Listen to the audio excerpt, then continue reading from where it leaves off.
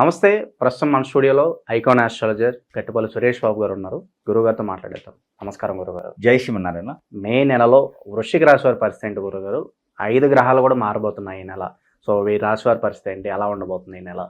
ముఖ్యంగా మనకి వృశ్చిక రాశి, మనకి ఈ ద్వాదశ రాశుల్లో ఒకటి వృశ్చిక రాశి. వృశ్చిక రాశి వారికి ఈ ఒక మే మాసం 2020 సంవత్సరంలో కొంతమేర ఆర్థిక స్థితిగతులు, అంటే ముఖ్యంగా ముందు చెప్పాలనుకుంటే కనుక మీరు గ్రహాల మార్పిడి అన్నారు. ఈ గ్రహాలు అనేది మనకి గురుగ్రహం మారుతుంది, రాహువు కేతువు మారుతున్నారు. అలానే అదే రోజు మనకి ఈ యొక్క రవి భగవానుడు కూడా మారడం జరుగుతూ ఉంది. మరొక 2 రోజుల తర్వాత అంటే 17, 18 తారీఖుల్లో మనకి 17 తారీఖు సాయంత్రం సమయంలో బుధుడు కూడా మారటం అనేది జరుగుతుంది మనకి. అలానే చంద్ర భగవానుడు అయితే ప్రతి 3 రోజులకు ఒకసారి మారుతూ ఉంటాడు కాబట్టి అది మనకు అందరికీ తెలిసినటువంటి విషయమే. అలానే అతిపెద్ద గ్రహాలైనటువంటి 4 గ్రహాలు రాహువు, కేతువు, గురువు ఇవన్నీ కూడా మారడం జరుగుతూ ఉంది కాబట్టి, అలానే శుక్రుడు కూడా మనకి రానున్నటువంటి కాలంలో త్వరగానే 20వ తారీఖు తర్వాత శుక్రుడు కూడా మారుతున్నాడు. 28న శుక్రుడు మారడం జరుగుతూ ఉంది. అలానే ఈ యొక్క మే మాసంలో అతిపెద్ద గ్రహాలైనటువంటివి 4 మారుతున్నాయి. ప్రతి నెల మారేటువంటి చంద్ర భగవానుడు, రవి భగవానుడు అయితే మారుతూ ఉన్నారు. కాబట్టి ఈ గ్రహ మార్పిడి వల్ల ఈ వృశ్చిక రాశి వారికి ఆర్థిక స్థితిగతులు ముఖ్యంగా ఆర్థిక స్థితిగతులు అయితే కొంతమేర బాగుంటుందని చెప్పవచ్చు. ఎందుకంటే శని భగవానుడు పోయినటువంటి మాసం మనకి మార్చి 29న షష్టగ్రహ కూటమిలో మీనరాశిలోకి శని భగవానుడు రావడంతో మొదలవుతుంది. కాబట్టి అప్పటి వరకు బాగున్నటువంటి వృశ్చిక రాశి వారికి మే 29వ తారీఖున తర్వాత వీరికి ఏంటంటే శని భగవానుడు అశుభ దృష్టి కూడా కొంతమేర ఉంటుంది. ఎందుకంటే 120 డిగ్రీల్లో ఉన్నటువంటి శని భగవానుడు అశుభ దృష్టిని చూపిస్తారు వీరి మీద. అందుకని అశుభ దృష్టి ఇప్పటి వరకు మే 15వ తారీఖు వరకు వీరికి అట్లానే ఉంటుంది కొంతమేర. అంటే ఒక పని చేయాలనుకుంటే 1కి 2-3 సార్లు చేస్తేనే అవుతుంది. జాబులు వెసులుబాటు కావచ్చు, అన్ని బద్ధకంగా నెమ్మదిగా అవుతాయి అనమాట. నత్తలాగా సాగుతేటువంటి పనులు ఉంటాయి వీరికి. అయితే దీనికి భిన్నంగా ఈ మే మాసంలో వీరికి అద్భుతమైనటువంటి అవకాశాలు రానున్నాయి. ఎందుకంటే మే 15వ తారీఖున మారేటువంటి గురువు కావచ్చు, రాహు, కేతు కావచ్చు, ఏ గ్రహాలు అయితే ఉన్నాయో ఇవి వీరికి అదృష్టాన్ని ఇస్తాయి. గురుబలం అనేది వస్తుంది వీరికి. అలానే రాహుకేతు కూడా వీరికి మంచి చేసేటువంటి స్థానాలకి రావడం అనేది జరుగుతూ ఉంది. అందుకని వీరిలో చైతన్యవంతులై చేసేటువంటిది చైతన్యం వచ్చేలాగా విరుగు పొరుగు కానివ్వండి, రిలేషన్స్ కానివ్వండి, వెల్వేషర్స్, ఫ్రెండ్స్ ఎవరొకరు హెల్ప్ చేయడంతో వీరు పై స్థాయికి వెళ్ళేటువంటి అవకాశాలు, అలానే జాబులు వెసులుబాటు అంటే ప్రమోషన్స్ వచ్చేదానికి అవకాశాలు, అలానే విదేశాలకు వెళ్ళాలన్న సపోర్టింగ్ అవకాశాలు, అంటే వీరికి ఎవరొకరు ఎక్కడో దగ్గర నుంచి ఏదో రకంగా అయినటువంటి చేయూతనిచ్చేటువంటి అవకాశాలు అయితే ఖచ్చితంగా వీరికి ఉన్నాయని చెప్పవచ్చు ఈ మాసం. అయితే వీరికి 15వ తారీఖు తర్వాత మాత్రమే కనబడుతూ ఉంది. అయితే ఈ ఆర్థిక స్థితిలో కొత్తగా ఏదైనా వ్యాపారం మొదలుపెట్టాలనుకుంటే కనుక ఈ మాసంలో ఈ మే మాసం 25వ తారీఖు తర్వాత వీరు మొదలుపెట్టినట్టయితే కనుక ఖచ్చితంగా వీరికి మంచి అవకాశాలు అయితే వస్తున్నాయి. అట్లానే అవతల 3 రోజులకి అమావాస్య ఉంది కాబట్టి ఈ నెల చివరాఖరి వరకు కూడా కొత్తగా మొదలు పెట్టండి వ్యాపారాలు ఏమైనా ఉంటే ఆపేసి జూన్ మాసంలో జూన్ మొదటి వారంలో అయితే ఖచ్చితంగా వీరు మొదలు పెట్టుకోవచ్చు ఏదైనా వ్యాపారం. లేదు జూన్ 17వ తారీఖు వరకు ఆగితే ఇంకా కూడా మంచి సానుకూలమైన అవకాశం. లేదు జూన్ 30 వరకు ఆగితే కూడా ఇంకా సానుకూలమైన అవకాశం. అంటే వారికి ఉన్నటువంటి స్థితిగతులు, పొజిషన్, వారి యొక్క అవకాశాన్ని బట్టి వీరు ఈ 3 తారీఖులు అనేది ఇవ్వడం జరుగుతూ ఉంది. కాబట్టి ఇంకో విషయం ఏంటంటే వీరికి విదేశీయానం ఖచ్చితంగా అయ్యేదానికి అవకాశం ఉంది. ఇంతకుముందు విదేశానికి ప్రయత్నం చేసి ఫెయిల్ అయినటువంటి వారు ఎవరైతే ఉన్నారో వృశ్చిక రాశి వారు వాళ్ళందరూ కూడా మళ్ళీ ప్రయత్నం చేసుకోవచ్చు. అయితే 18వ తారీఖు తర్వాత ప్రయత్నం చేసుకోవచ్చు. మే 18వ తారీఖు తర్వాత ప్రయత్నపూర్వకంగా వీరికి వీసాలో ఇంటర్వ్యూస్ కూడా పాస్ అయ్యేదానికి ఎక్కువ అవకాశం కనిపిస్తుంది. కాబట్టి అన్ని రకాల గ్రహాలు కూడా వీరికి అనుకూలంగా ఉన్నాయి. కాబట్టి రాహుకేతు విదేశాలకు వెళ్ళడానికి వీరికి సానుకూలంగా ఉన్నారు. అలానే వీరు గల్ఫ్ కంట్రీస్కి ప్లాన్ చేస్తే కనుక ఖచ్చితంగా వీరికి మంచి అవకాశం దొరికేటువంటి అవకాశాలు అయితే ఖచ్చితంగా లేవు అని చెప్పలేం. అంటే ఉన్నాయి, అందుకని లేవు అని చెప్పలేము అంటున్నాను. గల్ఫ్ కంట్రీస్ ప్రయత్నం అయితే చేయొచ్చు, విదేశాలకు వెళ్ళే అవకాశం అయితే ఖచ్చితంగా కనబడుతుంది. ఇక ఉద్యోగస్తులు, నిరుద్యోగుల పరిస్థితి ఎలా ఉంది గురువు గారు? ఉద్యోగస్తులకి అయితే మాత్రం కొంతమేర వెసులుబాటు కనిపిస్తుంది, ప్రమోషన్స్ కనిపిస్తూ ఉన్నాయి వీరిలో కూడా. అలానే బయటికి వేరే దేశాలకు వెళ్ళడానికి కావచ్చు, లేదా ఇక్కడ ఉన్న ప్లేస్ నుంచి ఇండియాలో ఎక్కడికైనా మారడానికి కావచ్చు, అలానే ప్రదేశాలు స్థల మార్పిడి అయితే కనిపిస్తుంది. ఖచ్చితంగా స్థల మార్పిడి కనిపిస్తుంది జాబ్ పరంగా వీరికి. అలానే ఉద్యోగం కొత్తగా రావాలనుకుంటే మాత్రం ప్రయత్నపూర్వకంగా చేయొచ్చు. సపోర్టింగ్ ప్రకారంగా వస్తే జాబ్ రావచ్చు.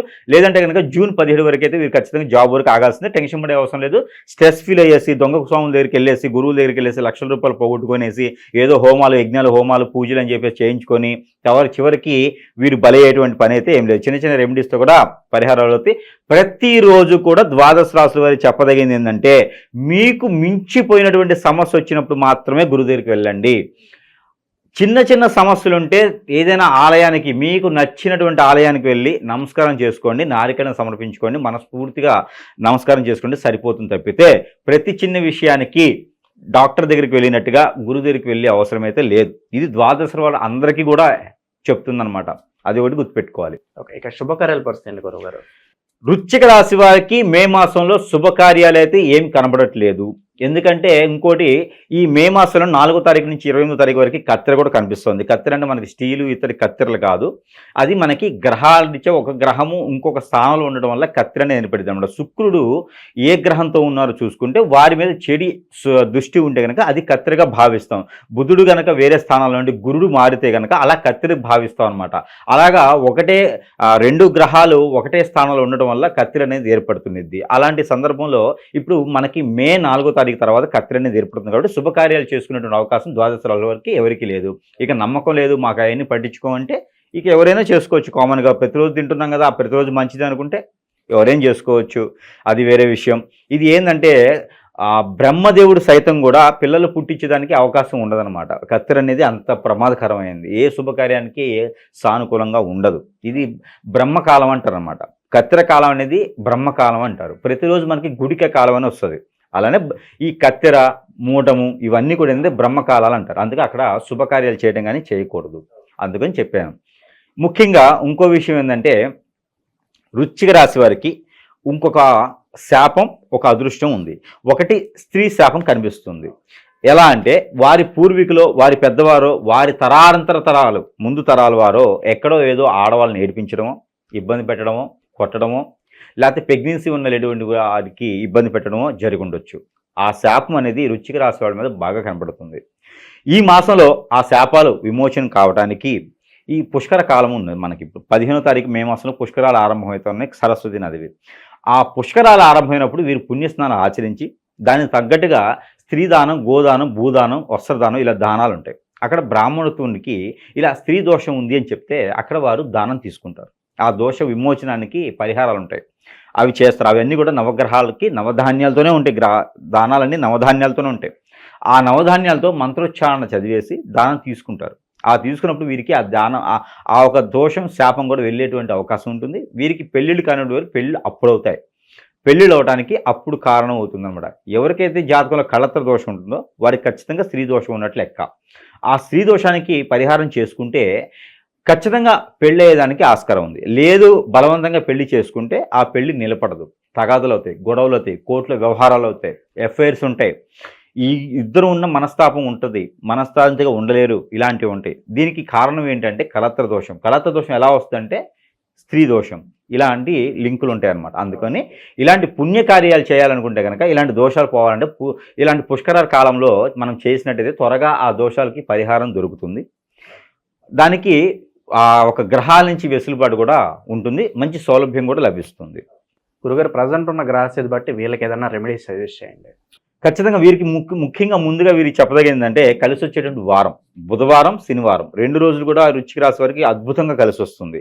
అలానే 7, 9 ఈ 2 సంఖ్యలు కూడా వీరికి అద్భుతంగా కలిసి వస్తాయి. ఈ మాసం మొత్తం కూడా లక్కీ నెంబర్ కూడా వీరు అనుకోవచ్చు. ఈ మాసం మొత్తం కూడా 7, 9 నెంబర్లు వృశ్చిక రాశి వారికి అద్భుతంగా కలిసి వచ్చేటువంటి అవకాశం కనిపిస్తోంది. అలానే వీరికి colours tomato colour, yellow colour, అలానే గులాబీ కలర్ వీరికి ఈ మాసం మొత్తం కూడా బాగా కనిపిస్తూ ఉంది. అందులో వైట్ కలర్ కూడా వీరికి అద్భుతంగా కనిపిస్తుంది. వీరి మాసం మొత్తం కూడా బ్లాక్ కలర్ వాడకపోవడం మంచిది. అంటే హెయిర్ ఉంటుంది, హెయిర్ బ్లాకే ఉంటుంది. అంటే స్వతహాగా బాడీ మీద వచ్చినవి కవచకుండాలి అవి చెప్పలేదు. మనం ధరించేటువంటి వస్త్రాలు ఆ కలర్ని తీసుకొని చెప్తా ఉన్నాం మనం. అందుకని బ్లాక్ అనేది ఈ మంత్ మొత్తం వాడకపోవటం వీరికి ఉత్తమం. వీరి మీద నరదిష్టి ప్రభావం కూడా కొంతమేర తగ్గుతుంది. వైట్ ధరించడం ద్వారా వీరికి మంచి జరిగేటటువంటి ఆలోచన అయితే కనిపిస్తూ ఉంది. అలానే వీరికి ఈ 3 అయిపోయినాయి కాబట్టి పరిహారాలు, వీరు ప్రతినిత్యం కూడా ఒక కొబ్బరికాయ, పోతేపోయిన 30 కొబ్బరికాయలు, 37 కొబ్బరికాయ, ప్రతినిత్యం కూడా ఒక కొబ్బరికాయని తల చుట్టూతా క్లాక్ వైజ్గా పెట్టేసి తల చుట్టూతా తిప్పేసి కాయని తీసుకెళ్ళి కొబ్బరికాయ పారగొట్టాలి, లేదా పారేడు నీటిలో వేయాలి.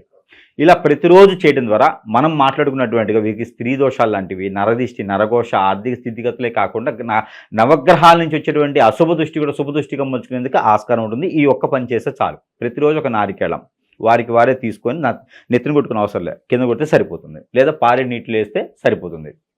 మరొకటి జీడి గింజలు ఒక 5, నల్ల నువ్వులు ఒక 50 గ్రాములు, ఇంగువ ఒక 20 గ్రాములు, అలానే కుంకుమ పువ్వు ఒక 2 గ్రాములు, ఇవన్నీ కూడా తీసుకుని ఒక కవర్లో కట్టేసి ఆ కవర్ కూడా వీరు పారేడు నీటిలో వేయాలి. ఏంటి వీరికి ఉన్న దోషాలు ఏంటి, వీరికి ఏం కావాలనుకుంటున్నారు, వీళ్ళ గోల్స్ ఏంటి, ఇవన్నీ కూడా చెప్పాలి మనం. చెప్పేసి అది వీరు పడేసినట్టయితే వీరికి అద్భుతమైనటువంటి ప్రతిఫలాలు కనిపించేలా ఉంటుంది. ఆ పడేసే ముందు బాడీ అంతా కూడా ఇలా తుడుచుకోవాలి, బాడీ కానిచ్చి ఇలా తుడుచుకోవాలి. మనకి అంటే మనలో ఉన్నటువంటి నెగిటివ్ అంతా వెళ్ళిపోవాలి అని చెప్పి ఇలా తుడుచుకోవాలి, తుడుచుకొని పడివేయాలి. అలానే పిల్లలు పుట్టిన వాళ్ళు, పిల్లలు పుట్టేందుకు ఒక చిన్న రెమెడీ ఏంటంటే కనుక మనకి బుధ పౌర్ణమి అని వస్తుంది.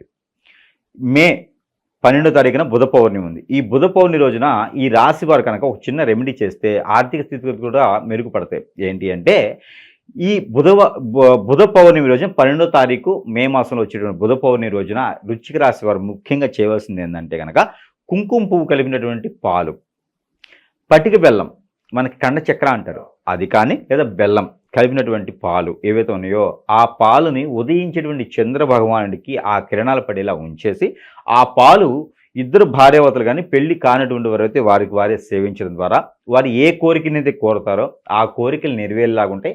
ఏ దోషం అయితే పోవాలనుకుంటామో ఆ దోషాలు కూడా పటాపంచలైపోతాయి. ఈ పని చేసుకుంటే వీరికి ప్రత్యేకమైనటువంటి రెమెడీ, వీరికి ఒక పౌర్ణమి రోజు చేసుకోవాల్సినటువంటి రెమెడీ. ఇకపోతే మనం చెప్పినటువంటి రెమెడీ ప్రతిరోజు కూడా మాసం మొత్తం కూడా వీరు చేసుకోవచ్చు. అలానే గ్రహాల అనుకూలతగా ఉండేందుకు గ్రహాల నుంచి తీసినటువంటి నెంబర్ కూడా ఇవ్వడం జరుగుతుంది. అది ప్రతిరోజు పారాయణం చేస్తే సరిపోతుంది. వృశ్చిక రాశి వారు ప్రతిరోజు పారాయణం చేసినట్టే నెంబర్ 6832264264 6832264264 ఈ నెంబర్ని 155 టైమ్స్ 150 సార్లు పారాయణం చేసుకోవాలి. అది ఎలా చేయాలి? చేతులు ఏదన్నా టమాటో కానీ, బెండకాయ కానీ, దొండకాయ కానీ ఇలాగ వెజిటేబుల్స్ ఏదైనా ఒక 2 చేతిలో పెట్టుకొని ఈ మంత్రాన్ని పారాయణం చేసుకొని భుజించడం ద్వారా వీరికి ఉన్నటువంటి దోషాలన్నీ కూడా కొంతమేర పటాపంచలేదానికి ఆస్కారం ఉంటుంది. మనం చెప్పిన రెమెడీస్ అన్ని కూడా వృశ్చిక రాశి వారు పాటించుకొని వారందరూ కూడా అష్ట ఐశ్వర్యాలతో తొలతగాలని ఈ మే మాసంలో నేను కోరుకుంటా ఉన్నాను. జై శ్రీమన్నారాయణ.